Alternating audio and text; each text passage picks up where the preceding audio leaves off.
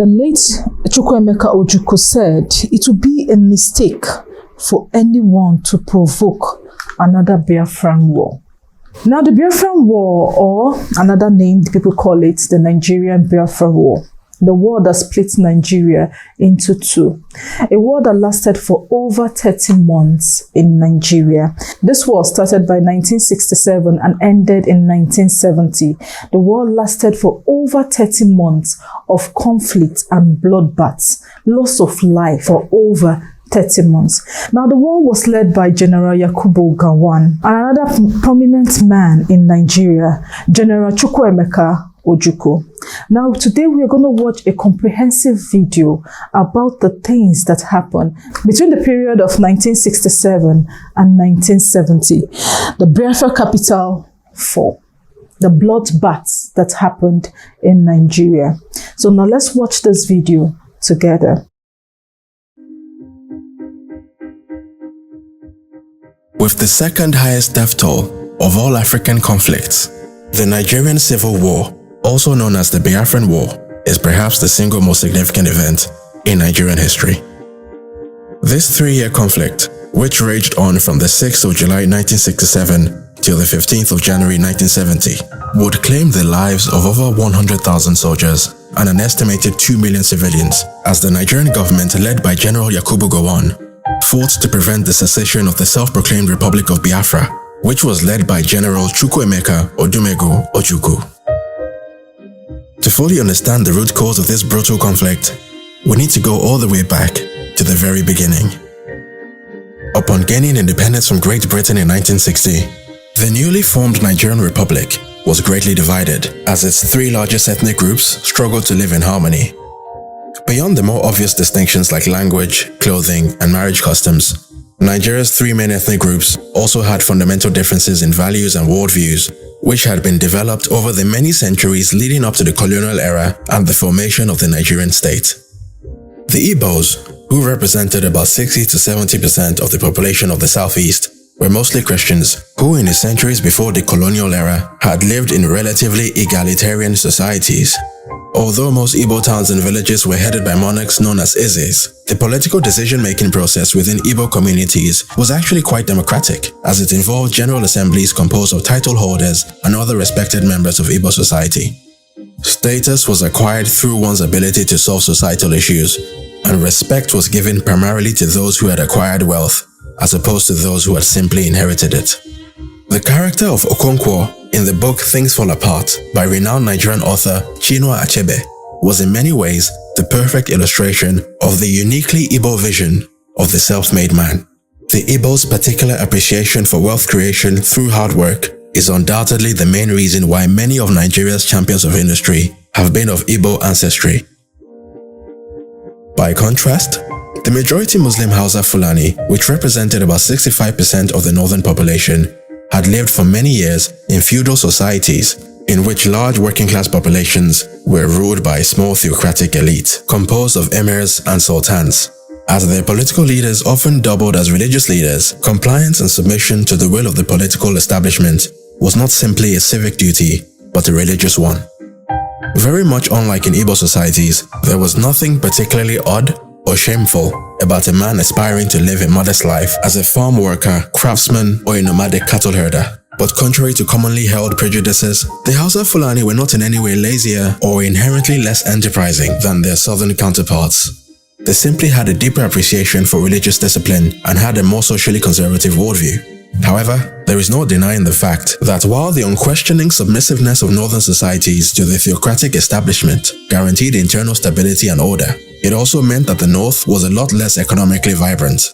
Northerners were generally less open to new ideas and often completely rejected secular education in favor of Islamic education. Demonstrating the extent of Nigeria's North-South divide, some studies estimated that as at Nigeria's independence in 1960, northern Nigeria had an English literacy rate of just 2%, compared to the Southeast, which had an English literacy rate of 19.2%. The Yorubas, which formed about 75% of Nigeria's southwestern population, were in many ways a sort of halfway house between the Igbos and the Hausa Fulani, both in terms of their religious affiliation and their political history. Although also majority Christian, they nevertheless had significant populations of Muslims as well as followers of the ancient Yoruba religions. In simple terms, the traditional Yoruba political structure was basically less autocratic than the Hausa Fulani, but not as democratic as the Igbo. For centuries, Yoruba societies were ruled by kings known as Obas, who governed in close consultation with chiefs, priests, and priestesses. Culturally, the Yorubas were quite similar to the Igbo in their appreciation for individual drive and ambition. However, the Yorubas tended to channel their energies towards excellence in the arts and academia, as opposed to pure industry and wealth creation. Many often point to the Yorubas' deep appreciation of the arts as the reason why many of Nigeria's most prominent cultural icons, such as Afrobeat legend Fela Kuti and the Nobel Prize laureate Professor Wole Soyinka, have been of Yoruba ancestry. But to say that the differences between Nigeria's three main tribes meant that every Igbo, Yoruba, or Hausa Fulani person hated anyone who wasn't from their tribe would be very far from the truth. In reality, most Yoruba societies got on well enough with Igbo societies. The main culture clash, if you like, was between the Hausa Fulanis of the north and the two major ethnic groups of the south. Prior to the colonial era, ancient Yoruba kingdoms such as the Oyo Empire had for many years suffered under several waves of jihadi attacks by the Islamic Sokoto Caliphate of the north, led by the famous Sultan Uthman Dan Fodio. Now, although the Igbos did not have a similar history of warring with the Hausa Fulani, the British colonial enterprise would create the perfect environment for the sharp differences between these two tribes to be brought to the forefront.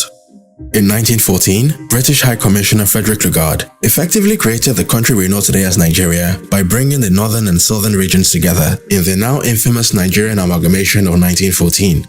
Till this very day, the feeling amongst many Yoruba and Igbo historians is that one of the main purposes of this amalgamation was to place the more affluent South under the control of the autocratic North. The theory goes that by joining the more educated and therefore less controllable southern region to the much larger northern region, the British government was better able to implement its policy of indirect rule, as the amalgamation essentially gave dominion over the entire country to the northern elites, who were significantly less rebellious and generally more amenable to British interests. It is also worth noting that from 1914 onwards, the British adopted a practice of placing Northerners in key leadership positions within the colonial administration. Despite being generally better educated, Southerners were more often than not limited to managerial and executive roles within the colonial apparatus. When the struggle for Nigeria's independence began to take shape, it was mainly Yoruba and Igbo intellectuals such as the political activist Funmi Ransome Kuti and the renowned jurist Jaja Wachukwu that led the fight for Nigeria's sovereignty. According to some historians, many of the northern elites were not at all welcoming to the idea of an independent Nigeria, as they feared that independence would mean losing the privileged positions that they had enjoyed under the colonial structure. The story goes that as a condition for them agreeing to support the push for Nigeria's independence, the northern leadership specifically demanded that the new nation maintain its colonial political structure, and even though it pretty much guaranteed a continuation of the North's dominance, the Igbo and Yoruba leaders, in their desperation to gain independence at all costs, agreed to the North's demands. And so upon its independence on the 1st of October 1960, the Nigerian state was divided into three geopolitical regions, in which a disproportionately large northern region was united with two smaller eastern and western regions. Nigeria's British-style parliamentary government was led by its first and only Prime Minister, Alhaji Abubakar Tafawa Balewa, the northern co-founder of his political party, the Northern People's Congress. Tafawa Balewa's NPC party governed in coalition with the Igbo-aligned National Council of Nigeria and the Cameroons, which was led by Nigeria's Governor-General, Dr. Nnamdi Azikiwe, the man who would later go on to serve as the ceremonial president of the First Nigerian Republic, which was established in 1963.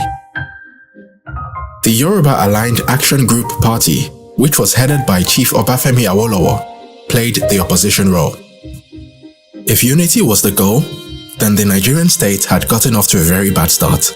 Nigeria's parliamentary system was a bit of a farce, as Nigeria's three main parties were not built around ideology, but on ethnic nationalism.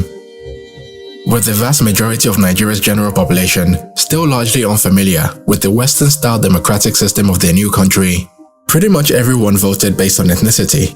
The Southwesterners voted for the AG, the Southeasterners for the NCNC, and the Northerners for the NPC. And as the Northern region was by far the largest constituency, the NPC was basically guaranteed control over Nigeria, as none of the other two parties could compete with the NPC's large northern voting base. As you can imagine, it was only a matter of time before the shoddy foundations on which the Nigerian state had been built began to show serious signs of strain. The entrepreneurial spirit of the Igbos would see many of them move out of their hometowns in search of all the opportunities their new nation had to offer. From Lagos to Benin, Port Harcourt, and even major northern cities like Kano and Kaduna, Igbos began to build businesses and pioneer new industries in the places they migrated to. But as is often the case with successful immigrants, it wasn't long before many of the locals, especially in the north, began to feel more than a bit uncomfortable with the success of their new neighbors.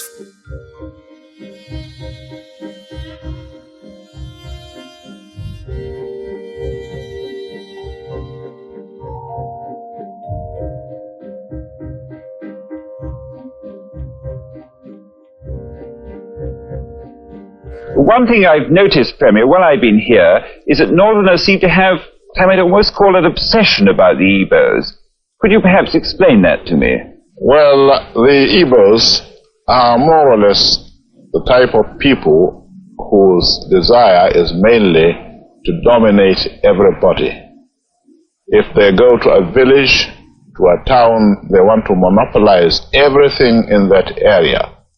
If you put them in a labor camp as a laborer, within a year they will try to emerge as headman of that camp, and so on. Well, in the past, our people were not alive to their responsibilities, because you can see from our northernization policy that in 1952, when I came here, there weren't 10 northerners in our civil service here. Then I tried to have it northernized, and now all important posts are being held by northerners. Is this policy of filling all key posts in the north solely with northerners and not with other Nigerians a temporary or permanent one? In actual fact, what it is a northerner first. If you can't get a northerner, then we take an expatriate like yourself on contract. If we can't, then we can employ another Nigerian, but on contract too. This is going to be permanent, I should say, as far as I can foresee, because it will be rather dangerous to see the number of boys who are now turning from all our learning institutions coming out with having no work to do. I'm sure whichever government of the day might be, it will feel rather embarrassed, and it might even lead to bloodshed. Doesn't this damage the idea, sir, of all people in all regions in Nigeria being fellow citizens of one country? Well, it might, but you are, new to our region, but how many northerners are employed in the east or in the west? The answer is no. And if there are, there may be 10 laborers employed only in the two regions.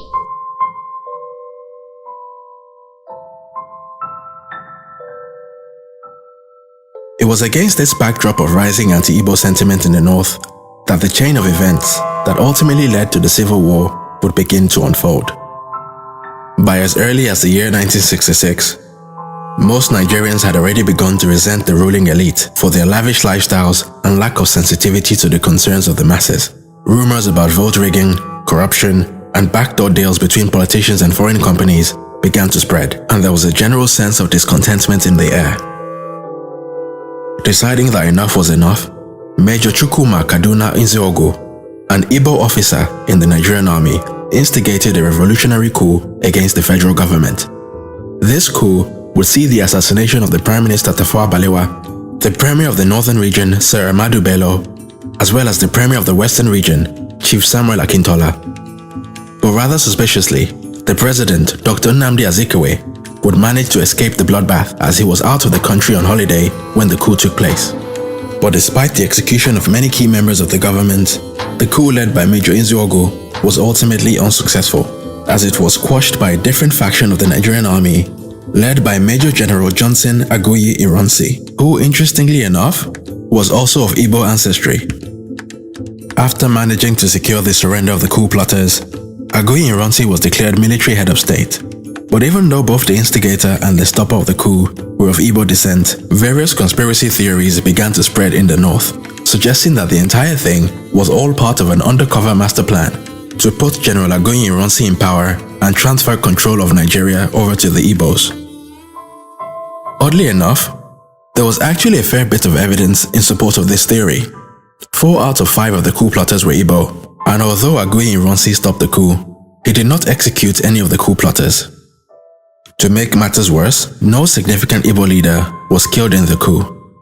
President Nnamdi Azikiwe had avoided all the drama thanks to his suspiciously timed holiday, while Michael Okpara, the premier of the eastern region, had also managed to survive the coup, even though he did end up losing his job to Colonel Chukwuemeka Ojukwu, the man who would later go on to lead Biafra's attempt to break away from Nigeria. These anti-Igbo conspiracy theories would eventually grow from mere rumor and conjecture to an article of faith in the minds of many northerners. And on the 29th of July 1966, a group of Northern Army officers instigated a counter-coup against the Ironsi administration. Unlike the previous one, this coup was successful. Major General Aguiyi Ironsi was assassinated, and Lieutenant Colonel Yakubu Gowon, a northerner, was installed as Nigeria's new military head of state.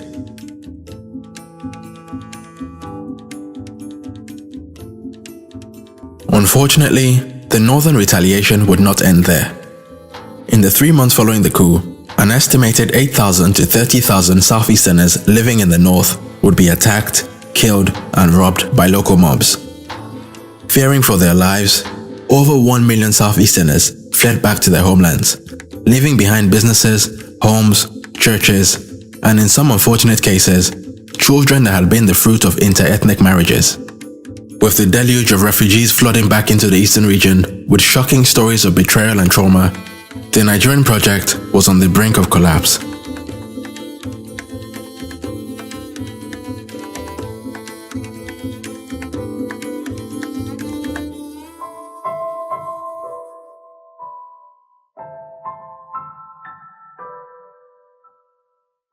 As many Easterners no longer felt safe in other parts of Nigeria, the military governor of the eastern region, Colonel Ojukwu, began to call for Igbos from all around Nigeria to return home.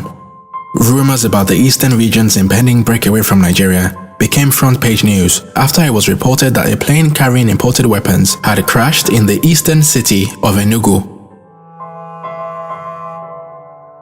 Knowingly or unknowingly, Colonel Ojukwu essentially confirmed all rumors with a series of rousing criticisms of the Gowon administration's failure to provide adequate protection to the thousands of Igbos who were being attacked and killed by people they imagined were their fellow citizens.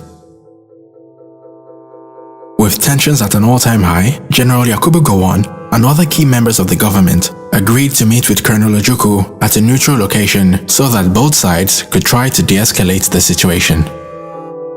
This 2-day meeting will take place in the Ghanaian town of Aburi from the 4th to the 5th of January 1967. To Gowon's great surprise, Colonel Ojukwu took the meeting very seriously and was very well prepared.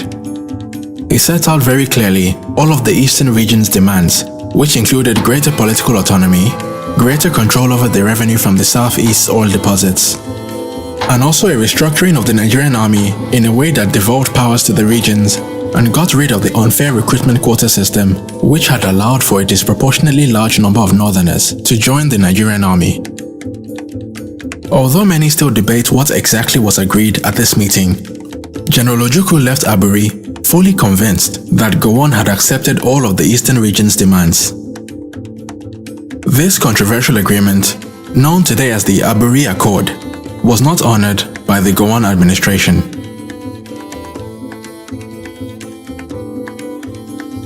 Upon returning to Nigeria, General Yakubu Gowon decided instead to break Nigeria's regions into smaller states and turn Nigeria into an American-style federation composed of 12 states. Except unlike in the American system, each state had very little autonomy and very little control over its own resources. For many in the southeast, this was the last straw. With the Gowon administration having put its cards on the table, Colonel Ojukwu's mind was made up. He proceeded to consult with the various chiefs and traditional rulers of the eastern region, and on the 30th of May 1967, Ojukwu officially announced the secession of the eastern region and the establishment of the state of Biafra. And with the support of many key members of the southeastern leadership, Colonel Ojukwu cut all ties with the Nigerian army and was proclaimed General Ojukwu, Biafran President and Commander-in-Chief of the Biafran Army. The declaration of Biafra's secession was celebrated in the streets.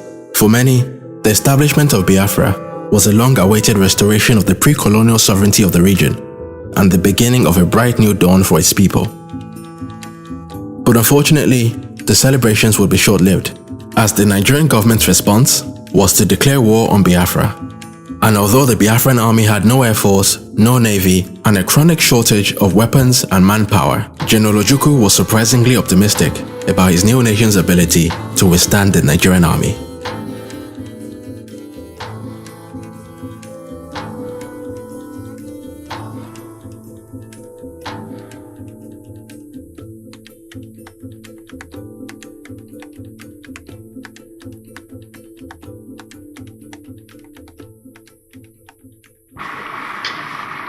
If civil war comes, and I do think it is imminent, you're quite right, it will for us be the price of freedom. Our people here have for a long time been prepared for this eventuality, and I am confident of their readiness. I think that when it does come, that the people on the other side would be surprised as to what they're going to get. And I'm confident that it will not last long. I can't say for certain what Lagos has got. When we lost direct contact with Lagos, they had some 4 battalions ill-equipped, and I know that they have been purchasing a lot of arms since, and I know that they have negotiated and received a few armored vehicles. Prior to that, they had some scout cars. I know they have tried to get planes. I am not sure they have got them there. But on our side, we too have not been sitting quietly. There has been quite a lot of build-up. And I think what I have here is sufficient to maintain the integrity of Biafra and more.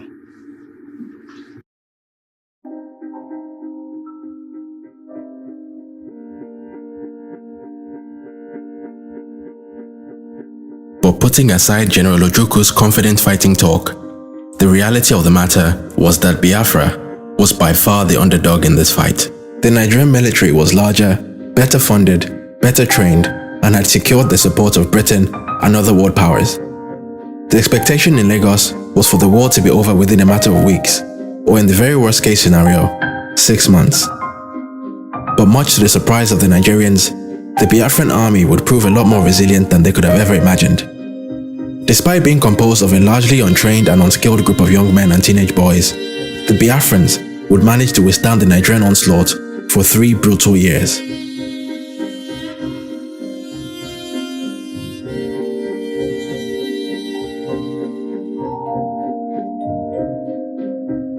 The early campaigns of the Nigerian forces were quite successful, as they quickly managed to reclaim significant Biafran cities and monuments.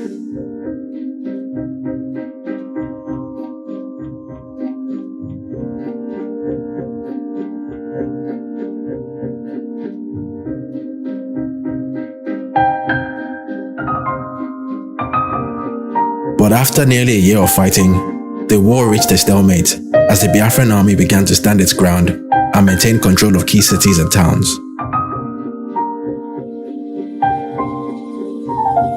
Within the nation itself, the civilian population tried to carry on living life as normally as they could. With most of the men and boys on the battlefront, it was up to the women to manage the day-to-day running of the country. But as the war raged on, any hopes that the civilian population had of continuing to live their normal lives began to fade away. With both sides unable to reach an agreement, despite several attempts at peace talks, including one in Ethiopia, presided over by Ethiopian Emperor Haile Selassie, the Gowon administration came to the very reckless conclusion that the only way to break the deadlock would be to trigger its nuclear option.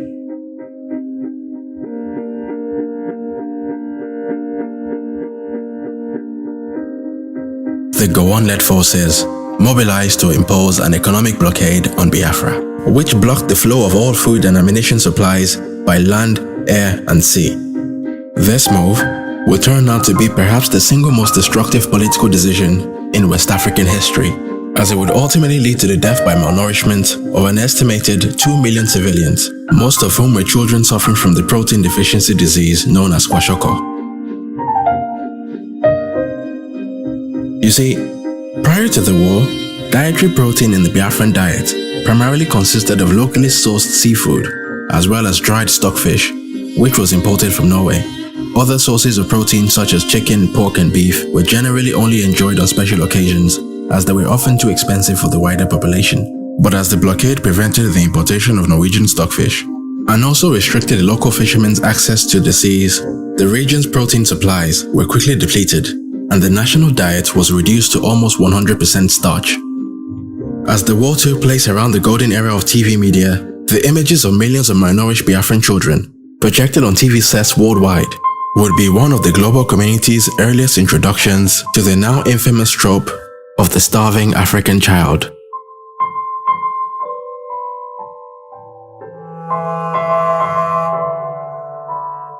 Although the Nigerian government strategy was indefensible, it is important to point out that the government's supposed reasoning at the time was that the blockade would be nothing more than a short, sharp shock, and that General Ojukwu, seeing the immense suffering of his people and the dwindling ammunition of his frontline soldiers, would have no other choice but to surrender.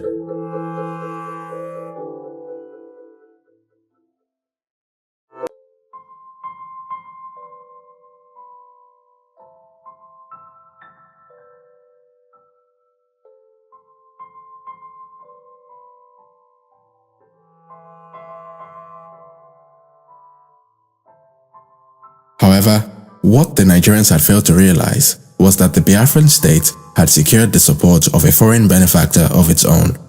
Although the only countries to publicly recognize the state of Biafra were Tanzania, Gabon, the Ivory Coast, Zambia, and Haiti, Charles de Gaulle's France had taken a secret interest in Biafra, as it saw it as the perfect addition to its sphere of influence in West Africa.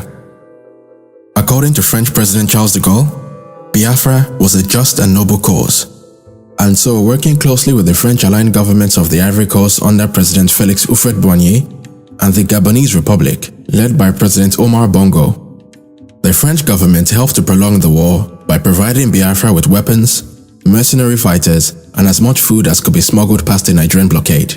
France also publicized Biafra's cause on the international stage, describing the situation as nothing short of a genocide. The eventual discovery of France's involvement in the war would lead to protests on the streets of Lagos, with many accusing the French government of being the real reason why the war had continued, despite the fact that the Biafran forces had very little chance of overcoming the Nigerian military.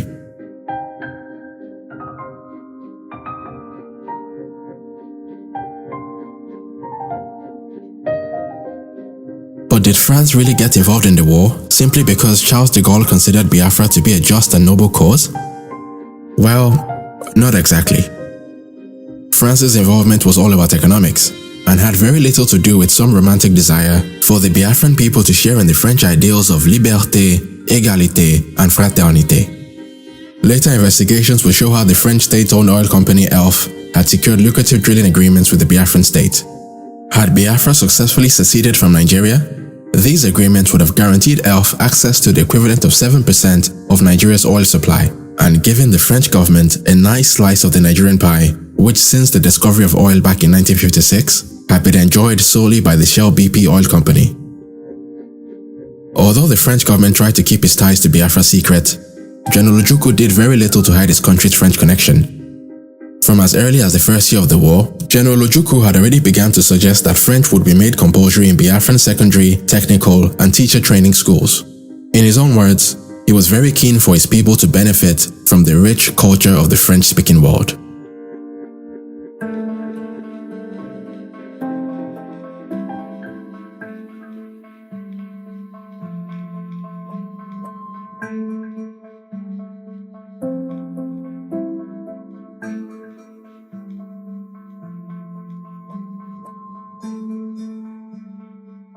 As the death toll began to rise exponentially, the whole world was becoming more aware of the level of carnage and immense suffering of the Biafran people.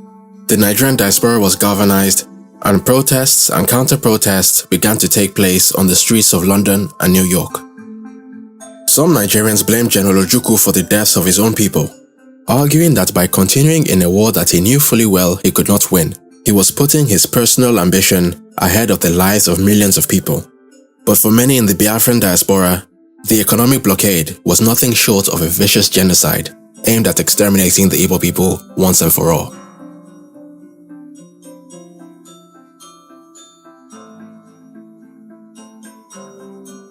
Another accusation that was thrown at General Ojukwu was that the only way he managed to cajole his army and his people to continue in the fight for Biafra was by reporting stories of false victories and by giving false guarantees about the imminent end of the war.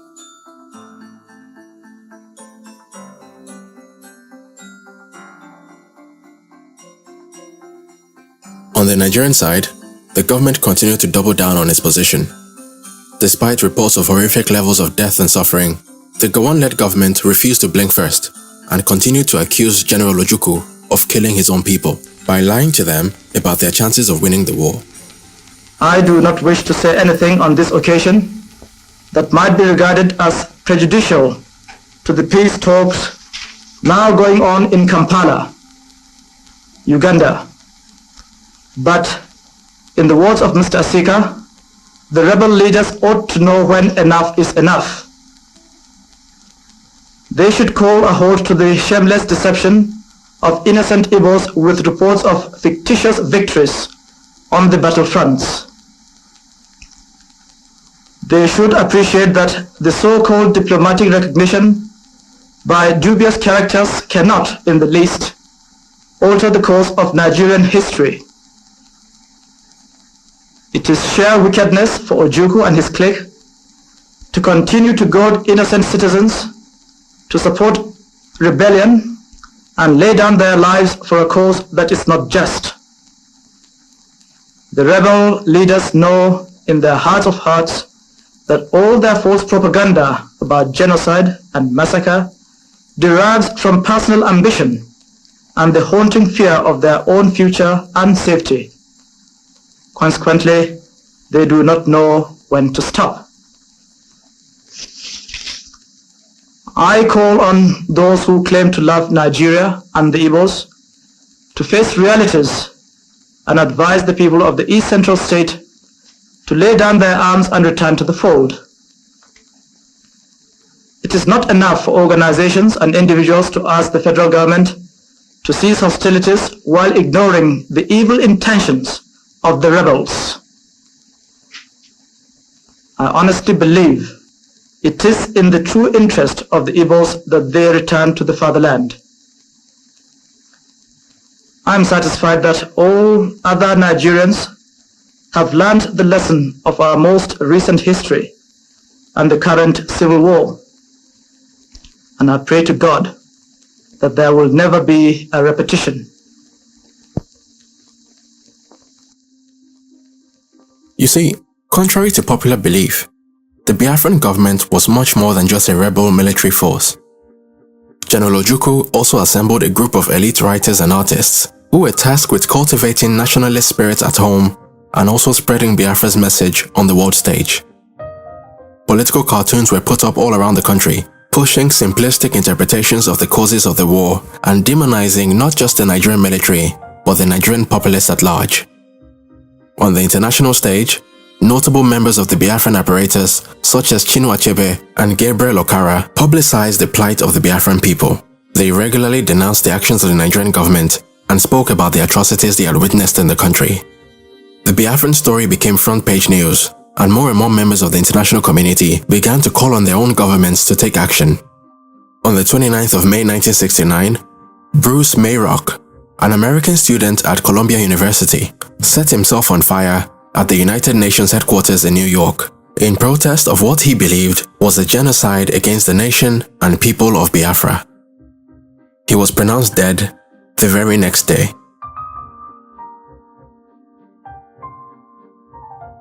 With more and more of their own citizens calling for political intervention, the response from Nigeria's international backers was to ramp up their military support for the Nigerian forces to help them break the Biafran resistance once and for all. With their increased firepower, the Nigerian Federal Forces launched another major attack on the Biafran defense in the last week of December 1969. This final offensive, known as Operation Tailwind, was executed by a battalion led by Colonel Olusegun Obasanjo, a man who would later go on to be a two-time president of Nigeria. Operation Tailwind would ultimately break the deadlock. After over 3 weeks of heavy fighting, the last two major strongholds of Owerri and Uli fell to the Nigerian forces. Unwilling to go down with the Biafran ship, General Ojukwu fled by plane to the Ivory Coast, leaving behind his deputy Philip F. Young to negotiate the terms of Biafra's surrender to General Yakubu Gowon on the 14th of January 1970.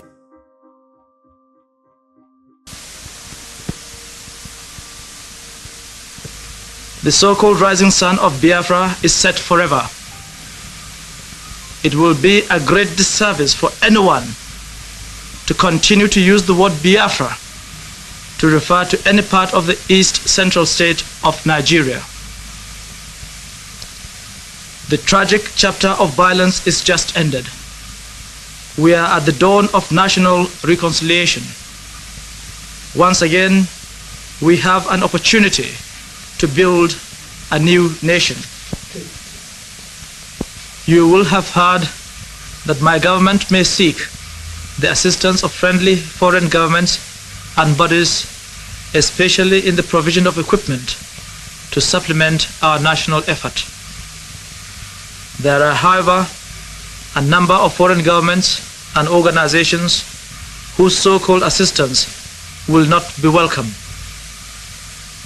These are the governments and organizations which sustained the rebellion. They are thus guilty of the blood of thousands who perished because of the prolongation of the futile resistance. They did not act out of love for humanity. Their purpose was to disintegrate Nigeria and Africa and impose their will on us.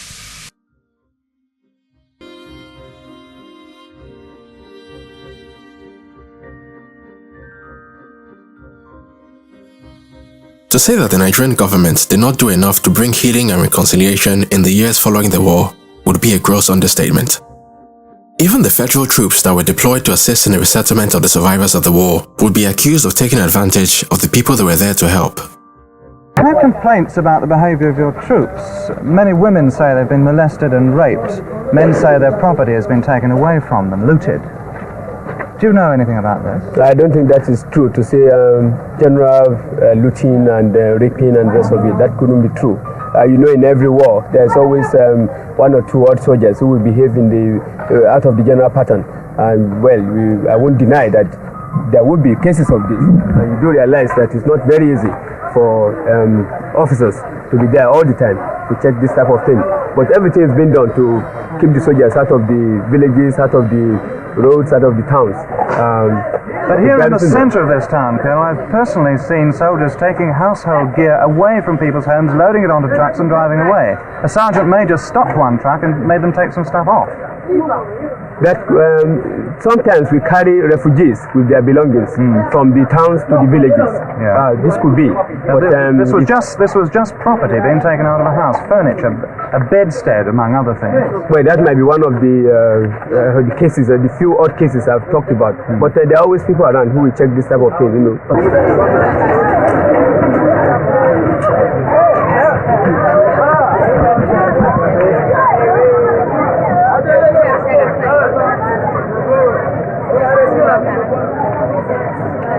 Have the federal troops behaved badly since they came here? Have they beaten people? They're seizing of their things. Seizing of their properties. They seized property? Properties, and they're forcing some girls and ladies. They are forcing them. Forcing themselves on girls and ladies? Forcing them. Taking some wives from people try to do something they like. Have they been killing people? No. They don't kill civilians. Do they bring food in with them to feed the population? But they don't. We are starving since 3 days now. We haven't taken anything. You're hungry? We are hungry. Very, very. Even my children, you can see them in the house now, lying down. Nothing to take. The Biafran money, when we give them, they say no. The Biafran money is of no use. It's unused.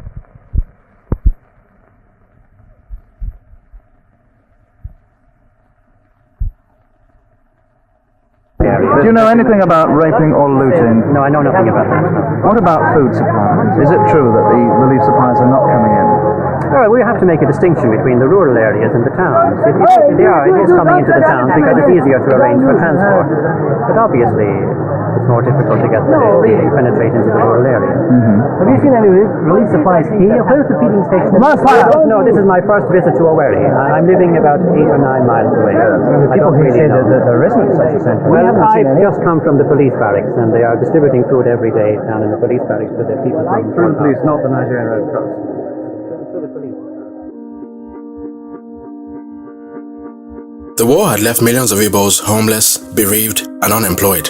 To make matters worse, Nigeria had changed its currency during the war, and so the many Easterners who still held the old Nigerian currency were left in a very precarious position.